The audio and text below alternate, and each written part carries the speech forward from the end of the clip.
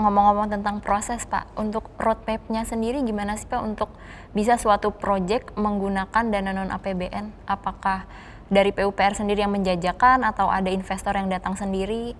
Ya, kalau proyek itu bisa dilakukan dua cara. Cara pertama adalah solicited, kita menyebutnya. Solicited itu artinya prakarsanya dari pemerintah, lalu kita siapkan, lalu kita tawarkan.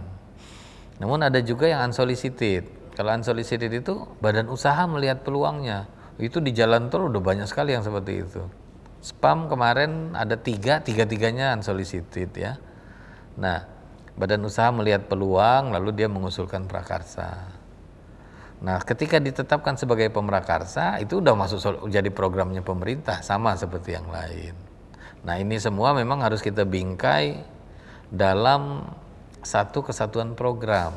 Satu kesatuan program itu artinya gini, jangan dibedakan antara proyek yang didanai APBN atau yang KPBU. Mestinya proses seleksi ini dilakukan berdasarkan satu rule, satu aturan, karena suatu proyek mungkin cocoknya hanya KPBU. Sebaliknya proyek yang lain dia nggak cocok dengan konvensional, ya. Ilustrasinya gini, ada suatu proyek jembatan butuh biaya 1 triliun misalnya. Nah, kalau kita lakukan dengan yang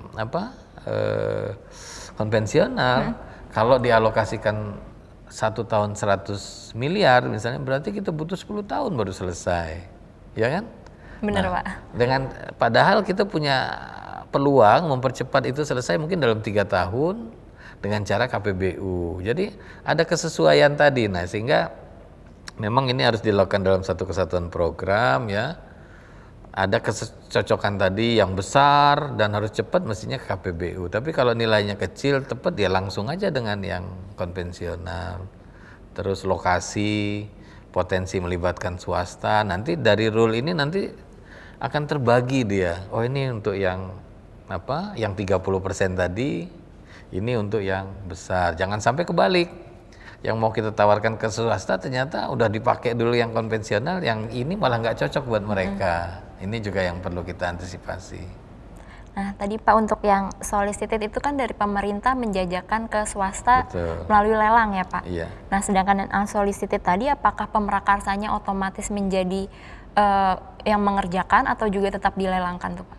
Semua lelang, jadi Perpres 38 itu mensyaratkan pemrakarsa untuk dilelang ya. Memang kepada mereka, karena mereka udah melakukan sesuatu ya, diberikan semacam privilege seperti itu ya. Dia bentuknya ada 3. Yang pertama adalah hak menyamakan penawaran atau right to match. Jadi dia boleh aja nanti semua harus memasukkan dokumen, ikut pelelangan. Dalam hal misalnya si pemrakarsa menawar lebih tinggi seperti ini, dia bisa menjadi pemenang kalau dia menyamakan ke sini. Ya, itu yang pertama. Yang kedua dalam bentuk bonus 10%. Jadi penawarannya nanti dinilai skornya. Misalnya yang terbaik skornya 80, dia sendiri di 70. Ya, kalau nanti tarifnya mungkin lebih tinggi berarti dengan skor yang tadi. Nah, selama range-nya 10% dia masih menang. Jadi tadi dari kedua tadi kan terlihat kalau right to match dia menyamakan ke bawah. Kalau yang bonus dia tidak menyamakan, tetap dengan penawaran dia tapi rentangnya harus 10%. Harus dalam rentang 10%. Nah, yang ketiga pembelian atas hak kekayaan intelektual. Jadi studinya dibeli oleh pihak. Balance ya Pak berarti antara betul. Transparansi dengan hak-hak dari pemrakarsa. Iya, hak-hak dari kedua pihak. Jadi karena kan apapun yang dilakukan oleh pemrakarsa dan pemerintah ini pada gilirannya adalah untuk melayani kepada masyarakat. Nah, yang kita lindungi sebenarnya masyarakatnya. Bagaimana agar masyarakat ini memperoleh pelayanan yang baik dengan harga yang terjangkau. Seperti itu ya Pak. Nah Pak, untuk ini Pak, kelebihan atau kekurangan sendiri dari pembangunan infrastruktur dengan pembiayaan non-APBN itu apa aja sih Pak? Ya kalau hari ini lama mungkin ya, tapi menurut saya itu bisa dipercepat ya. Buktinya jalan tol bisa kan, asal kita dengan tepat menstrukturkan. Yang kedua tadi industri itu tuh tidak bisa tumbuh dengan sendirinya, jadi memang harus kita siapkan. Terus dan yang paling berat menurut saya malah ke dalam. Ke dalam arti bagaimana kita meyakinkan teman-teman kita yang sudah nyaman dengan yang konvensional tadi untuk membagi sedikit alokasinya untuk yang KPBU. Kenapa saya sampaikan demikian? Karena ini pada dasarnya resources-nya sama. Resources-nya sama tuh gini. Pembangunan infrastruktur itu ada dua sebetulnya kata kuncinya. Satu pendanaan, tiga deh. Kita bilang triple rule katanya seperti itu.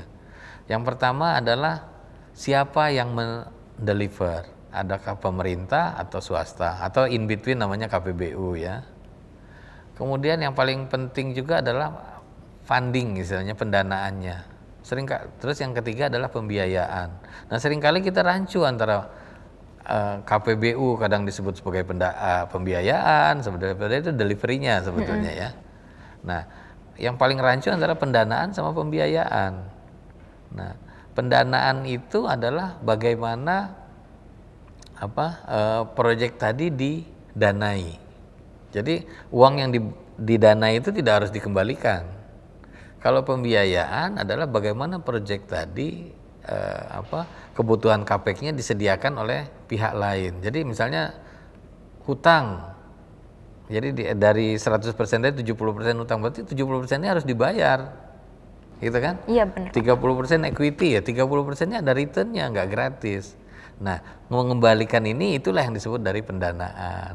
Pendanaannya bisa pajak, bisa revenue. Jadi kalau jalan tol revenue.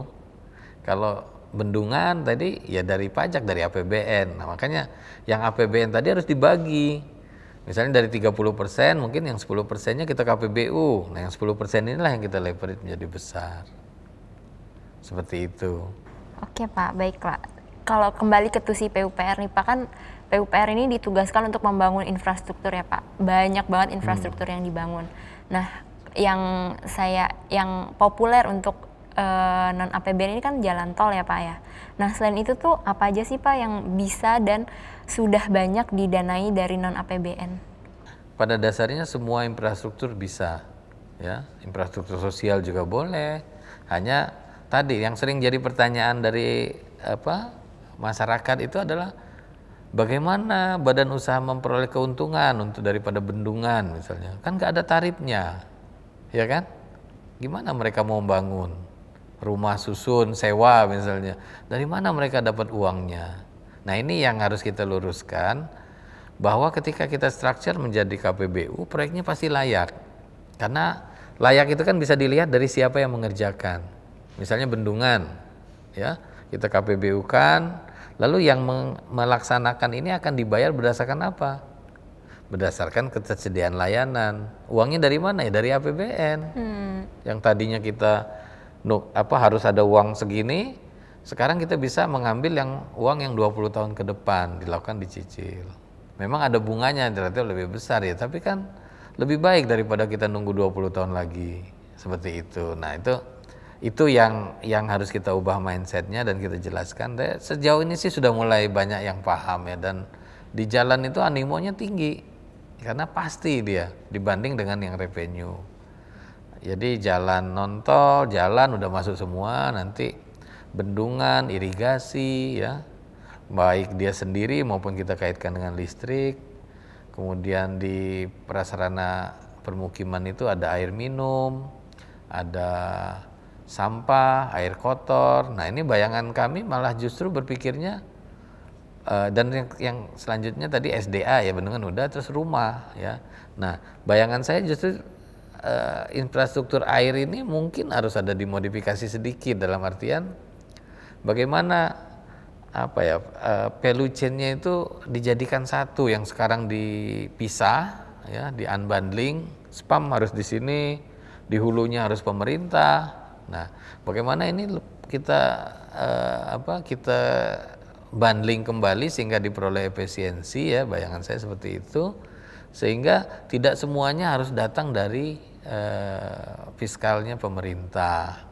Jadi karena kalau lihat cycle-nya kan air minum itu kan diambil dari bendung, nanti dialirkan, dibuatkan spam, nanti PDAM dijuallah ke masyarakat. Jadi yang sebetulnya yang bayar terakhir itu masyarakat, baru nanti dibebankan ke masing-masing. Nah kalau kini kita lihat sebagai ekosistem, mestinya banyak yang bisa di work out, dikerjakan, tidak sepenuhnya tergantung dengan APBN. Tetap perlu APBN ya, tapi maksud saya beberapa bisa kita blended dengan cara tadi. Nah Pak, untuk tanggapan investor sendiri itu gimana Pak terhadap proyek-proyek non-tol yang yang dijajakan dengan non APBN ini? Animonya baik ya. Peserta yang tertarik juga baik yang solicited maupun unsolicited ya. Kalau jalan rasanya dengan sudah ada contoh di ini yang mana yang Palembang sudah berjalan itu malah permintaannya untuk yang lain lagi mana gitu seperti Pak? itu. Ya. Terus kalau yang di mana rumah juga demikian ya. Rumah ini kan karena selama ini kita sangat tergantung dengan pengembang yang dengan cara yang sekarang. Nah, kalau kita bisa deliver dengan KPBU tadi bisa lebih masif. Kalau selama ini misalnya 5 tahun kita bisa deliver 50.000 dengan cara konvensional. Nah, kalau KPBU kan tinggal kita tambah jumlah ininya, jumlah badan usaha pelaksananya. Dan tentu di dalam proses ini kesiapan tanah sekali lagi. Nah, kalau selama tanahnya siap, mestinya bisa masif yang kita lakukan. Menarik banget sih Pak yang tentang rumah ini, soalnya kan apalagi untuk milenial seperti saya ya Pak, dibilang susah untuk punya rumah, tapi mungkin dengan ada pembangunan rumah dari non APBN bisa mempermudah kita semua ya Pak. Betul, jadi kalau sekarang kan pendekatan rumah subsidi itu malah makin jauh dari kota. Iya bener Pak, bener banget. Nah ini tadi bisa kita lakukan dengan cara membuat rumah vertikal dekat tempat kerja. Ya, artinya energi kita kan lebih hemat ya, artinya benar, kita bisa lebih produktif di kantor. Nah Pak, kan tahun 2020 ini kehidupan kita tuh benar-benar berbeda dari tahun-tahun sebelumnya dengan pandemi COVID-19. Nah, ada nggak sih Pak perbedaan antara sebelum dan setelah pandemi terhadap pelaksanaan infrastruktur non-APBN ini? Sementara di sisi yang lain kita masih orientasinya ke input. Yang dilihat kalau bangun jalan tuh aspalnya benar nggak 5 cm. Padahal yang penting itu kan bahwa dia melayani enggak, jangan-jangan di sininya betul cuman enggak melayani karena lubangnya di setiap mana gitu.